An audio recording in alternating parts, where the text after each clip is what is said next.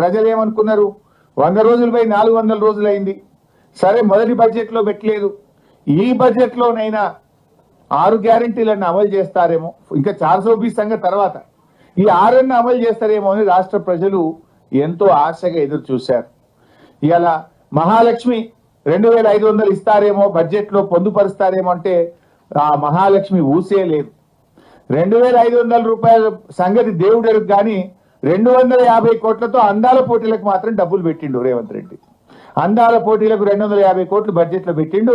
కానీ 2500 కోట్ల రూపాయల 2500 రూపాయల మహాలక్ష్మికి మాత్రం నయా పైసా బడ్జెట్లో పెట్టలేదు.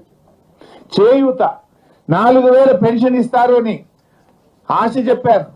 2023 డిసెంబర్లోనే ఇస్తామన్నారు. 2024 డిసెంబర్ అయిపోయింది.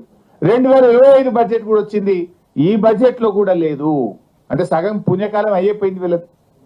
అంటే ఇలా వృద్ధులను, వితంతువులను, గీత, చేనేత కార్మికులను, ఎయిడ్స్ పేషెంట్లను కూడా ఈ రాష్ట్ర ప్రభుత్వం 4000 పెన్షన్ ఇవ్వకుండా, బడ్జెట్లో నిధులు పెట్టకుండా మోసం చేసిండ్రు.